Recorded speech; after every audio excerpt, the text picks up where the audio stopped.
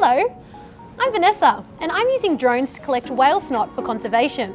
Just like our snot, whale snot is an organic biological mixture of health information that contains DNA, hormones and bacteria, and we can collect this from that visible plume that you might have seen as a whale comes to the surface to breathe to provide a checkup of a whale's health.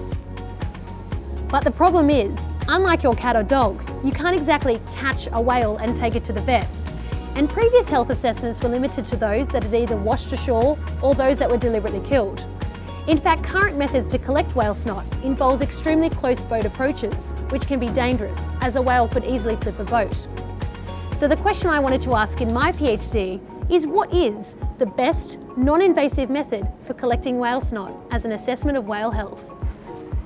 In order to do so, I collaborated with drone experts in industry, and together we designed and built a waterproof drone with petri dish for collecting whale snot from northward migrating humpback whales off Sydney. Using these samples, I then conducted forensic techniques to try and identify the types of bacteria living in whale lungs. And interestingly, we found these whales shed similar bacteria to Northern Hemisphere humpback whales, as well as some dolphins. But most importantly, we can use this information to help monitor the recovery of these magnificent creatures post-whaling. Overall, the benefits of my research can completely revolutionise the way in which we collect health information from whales around the world. This method is a much safer and less stressful alternative for both whales and researchers. And as drone technology continues to advance, so too does our quest to learn more about these magnificent creatures via non-invasive techniques.